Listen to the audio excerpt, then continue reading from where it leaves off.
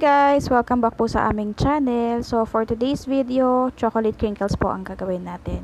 For the ingredients, kailangan po ng 2 cups all-purpose flour, 3/4 cup ng brown sugar, 3/4 cup ng evaporated milk, half cup po ng cocoa powder, 1/3 cup ng melted margarine or butter, 1/4 teaspoon ng iodized salt, 1 teaspoon ng vanilla extract, and 1 teaspoon ng baking powder. So, for procedures po, kailangan nating i-sift ang all-purpose flour.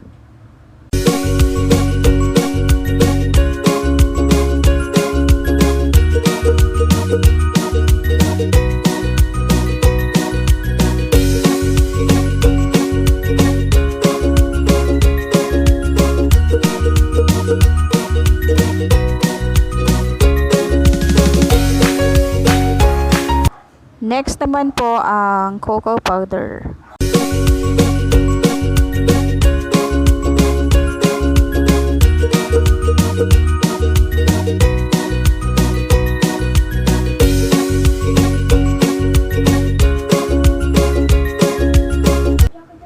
Ngayon naman po, ilagay na natin ang baking powder.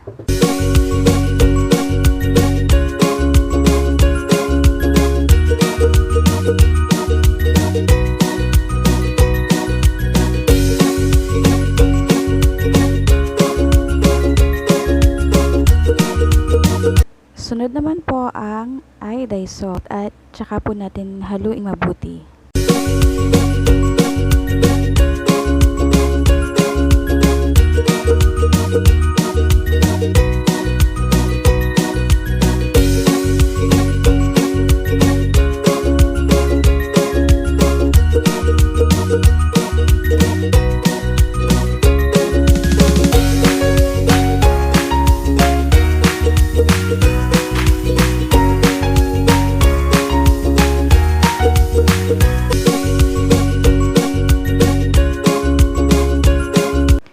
Ngayon naman po, paghaluin ang milk, sugar, and vanilla.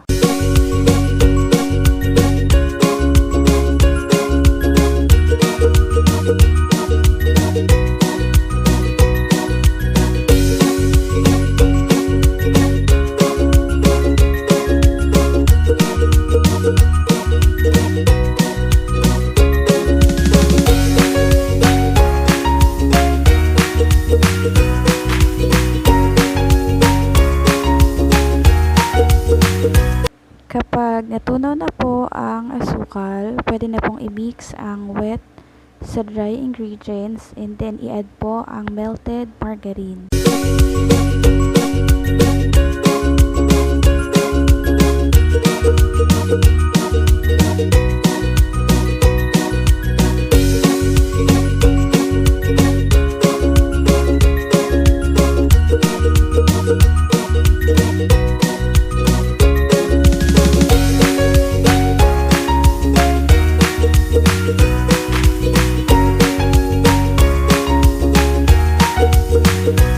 Hulmahin na po natin ang chocolate crinkles.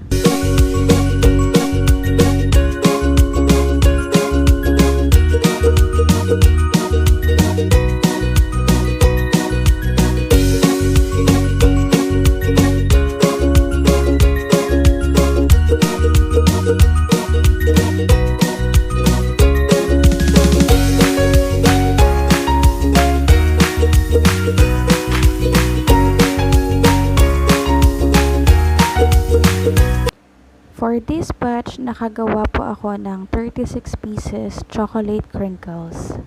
Next step would be rolling po yung ating chocolate crinkles sa powdered sugar or confectionery sugar po.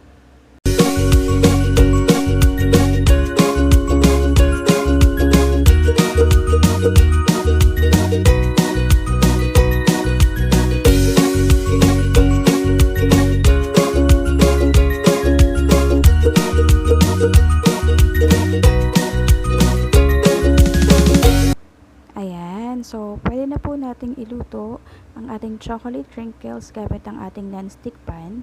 So, each side po kailangan nating lutuin ng 3 to 5 minutes.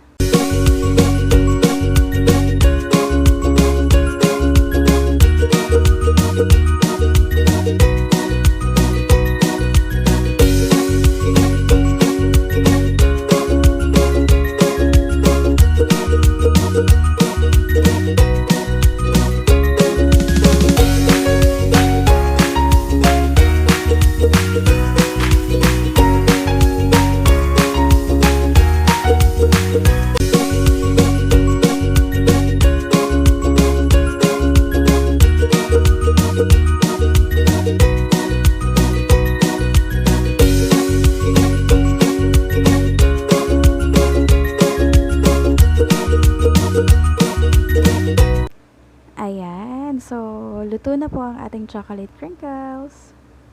Thank you for watching.